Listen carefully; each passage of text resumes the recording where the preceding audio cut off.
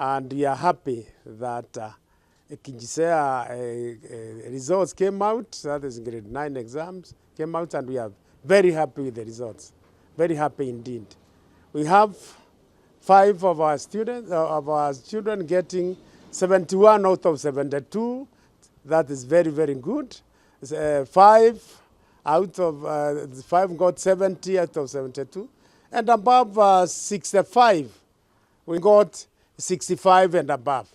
And 65 out of 72 points, that is very, very good. And we are happy that all of them will go to very good schools. Including the very last one, all of them performed very, very well. Out of 100 children, all of them performed very, very well, and we are hoping that they will go to very good national schools. We will say that we have had very good cooperation with the parents, and we told them, when we told the parents to provide, they always provided. And the ministry, we thank the Ministry of Education, especially in Kirinyaga County.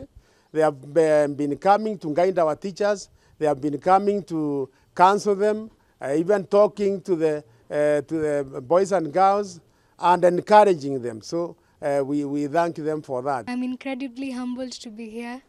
When I first received my grade 9 results, I was overjoyed, not just because of my marks, but because of what they represented. The late nights here studying, the unwavering dedication, and the unwavering support from the principal, the manager, the teachers, and the parents. I'm really thankful for everyone here. Thank you. Thank you. Tungeimiza serikali yetu, our government, wakati wanafanya placement ya secondary schools, high schools, they consider the children of Kenya. These are our children. This is in the Republic of Kenya.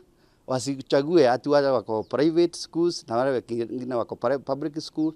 They are children in our country. So they consider them equally. We urge the government, government, to consider the placement of high school vacancies equally.